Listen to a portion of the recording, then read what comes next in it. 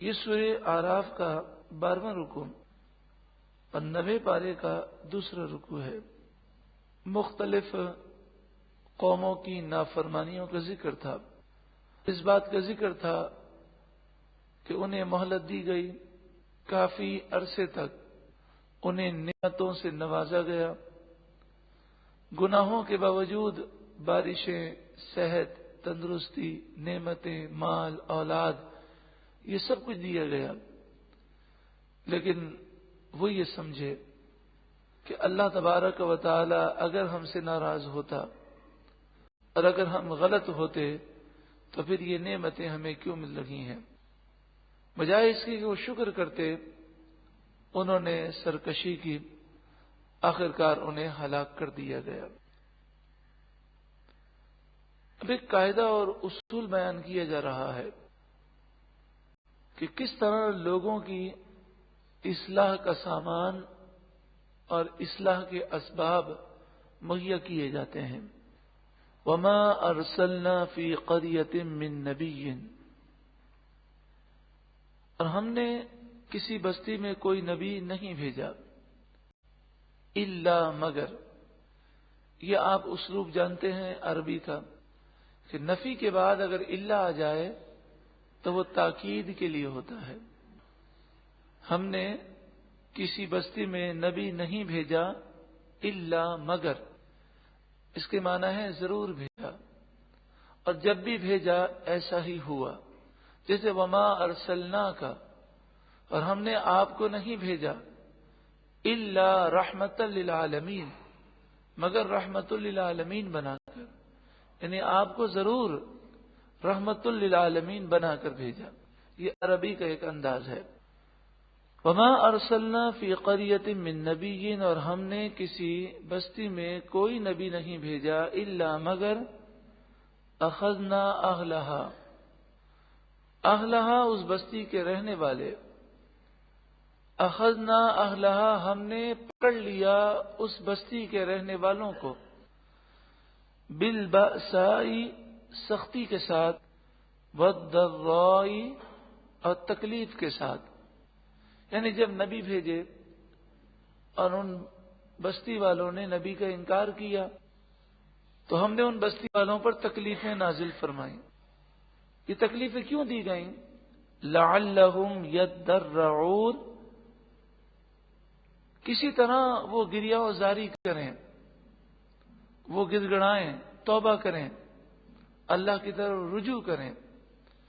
یہ تکالیف اس لیے آئی تھیں، لیکن ان تکالیف سے انہوں نے عبرت حاصل نہ کی اور سرکشی کرتے رہے، بلکہ نعوذ باللہ من ذالک یہ کہتے رہے کہ یہ جو تکلیفیں ہمیں آ رہی ہیں معاذ اللہ آپ کی نحوست سے آ رہی ہیں، کہ جب سے آپ آئے ہیں اور ہمارے باپ داداؤں کے پرانے دین کے خلاف آپ باتیں کر رہے ہیں، اس وقت سے یہ نحوستیں آ رہی ہیں، نعوذ باللہ من ذالک۔ پھر اس کے بعد وہ تکلیف کا دور ختم کر دیا گیا، ثم پھر بدلنا ہم نے بدل دیا، مکان سیئتی نقصان کی جگہ، تکلیف کی جگہ، الحسنہ نعمتیں، یعنی تکلیف کی جگہ ہم نے نعمتیں دے دی، اور جو انہیں جھنجھوڑنے کے لیے تکلیفیں دی گئی تھیں وہ تکلیفیں ہٹا دی گئی، کیونکہ ان کے کرتوت کی وجہ سے اللہ ان سے ناراض ہو گیا، تو اب جھنجھوڑا نہیں گیا اور مزید نعمتیں دی گئی، جتنی وہ سرکشی کر رہے اتنی نعمتیں زیادہ مل لگیں۔ یہ بھی اللہ کی خفیہ تدبیر ہے۔ کسی بزرگ نے کیا خوب فرمایا نیکیاں کر رہے ہو، گناہوں سے بچ رہے ہو اور نعمتیں مل رہی ہیں تو اس پر اللہ کا شکر ادا کرنا چاہیے، اور واقعی یہ نعمت ہے۔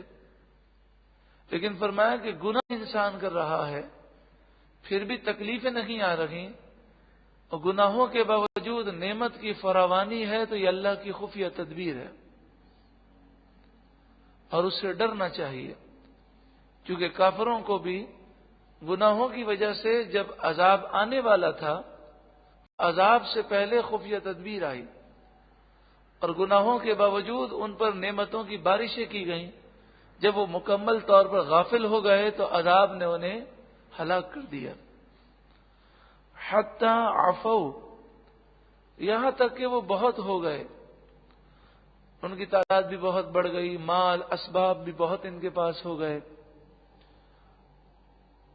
وقالو، اور وہ بولے، قد مس آباءنا الضراء والسراء. ضراء کے معنی رنج، سراء کے معنی راحت آرام. وہ بولے کہ ہمارے باپ داداؤں کو بھی رنج اور آرام پہنچے ہیں. یعنی زمانے کا یہ دستور ہے، کبھی تکلیف ہوتی ہے کبھی آرام، کبھی بارشیں زیادہ آ جاتی ہیں تو سیلاب آ جاتا ہے، کبھی زمین ہل جاتی ہے تو زلزلہ آ جاتا ہے. یہ عذاب تھوڑی ہے، یہ تو زمین کے اندر کی پلیٹیں ذرا کھسک گئی ہیں. یہ کوئی عذاب تھوڑی ہے، یہ تو بند ٹوٹ چکا ہے. یہ عذاب تھوڑی ہے، یہ تو مونسون ہواؤں کا ایک زور تھا جس کی وجہ سے بارش بہت زیادہ ہو گئی. جس طرح آج ہماری سوچ بنتی جا رہی ہے تو یہ کافروں کی سوچ تھی. وہ کہنے لگی اللہ کا عذاب نہیں ہے، ایسی تکلیفیں اور رنج اور آرام یہ ہمارے باپ داداؤں کو بھی پہنچے ہیں. کبھی تکلیف کبھی آرام، تو کبھی آرام تو پھر رنج. ان کا کہنے کا مقصد یہ تھا کہ یہ ہمارے گناہوں کی وجہ سے نہیں ہے اور ہم غلط نہیں ہیں. فَأَخَذْنَاهُمْ بَغْتَةً،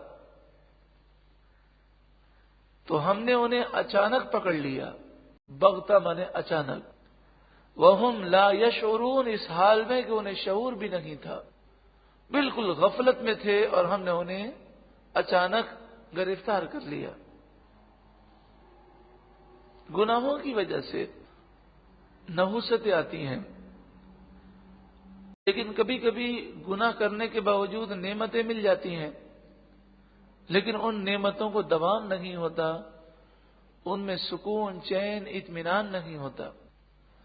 لیکن اگر انسان ایمان رکھے اور متقی بن جائے تو اللہ تعالیٰ اسے ہر حال میں سکون عطا فرمائے گا.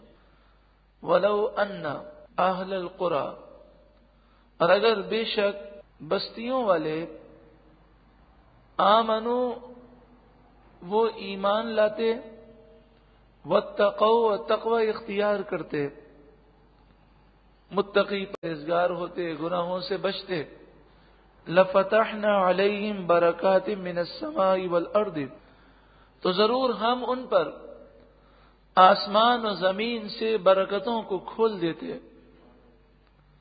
ولیکن کذبوا، مگر انہوں نے جھٹلایا. فاخذناہم بما کانوا یکسبون، تو ان کے گناہوں کی وجہ سے ہم نے انہیں پکڑ لیا، گرفتار کر لیا. گناہ کرنے والا کوئی بھی شخص ہو، اسے غور و فکر کرنا چاہیے کہ جس رب کی وہ نافرمانی کر رہا ہے وہ رب اسے ہر وقت دیکھ رہا ہے، اور وہ قادر ہے، وہ بے نیاز ہے، اسے کسی کی پرواہ نہیں، وہ کسی کا محتاج نہیں، وہ جسے چاہے عذاب میں گرفتار کر لے. افامن اہل القری، کیا بستیوں والے بے خوف ہو گئے، ان یاتیہم بأسنا بیاتا، کہ ہمارا عذاب ان کے پاس رات کو آ جائے، وہم نائمون، اور وہ سو رہے ہوں. اب امین اہل القری، کیا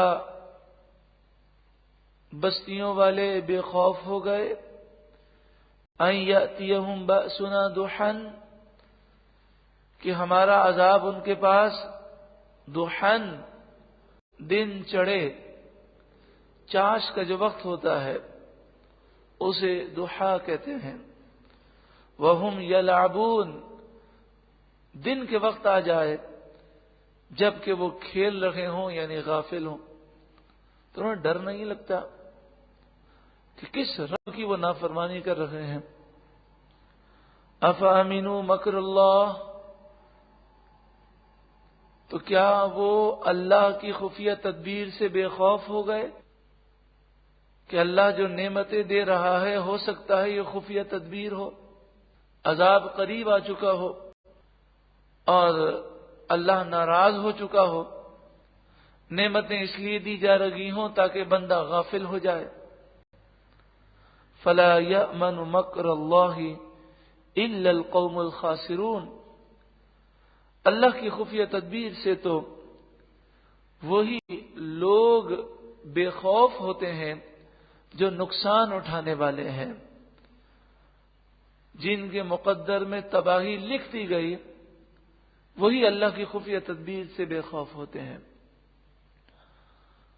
اللہ رب العالمین ہمیں سچی توبہ کی توفیق عطا فرمائے اور ہمیں متقی اور پرہیزگار بنائے. آئیے ہم رب کی بارگاہ میں سچی پکی توبہ کریں.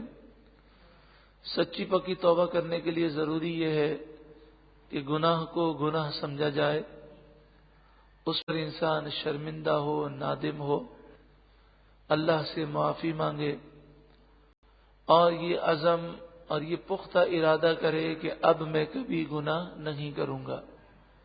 جہاں تک حقوق العباد کا تعلق ہے تو جو بندوں کے حقوق ہیں وہ ادا کرے، توبہ کے ساتھ ساتھ بندوں سے بھی معافی مانگے، جس کی رقم اس نے دبائی ہوئی ہے وہ رقم واپس کرے. اگر نمازیں قضا ہیں تو انہیں ادا کرے، روزے قضا ہیں تو انہیں ادا کرے، زکوٰۃ دینا باقی ہے تو انہیں ادا کرے. تو جو حقوق واجبہ ہیں جن کا ادا کرنا ضروری ہے انہیں ادا کرے.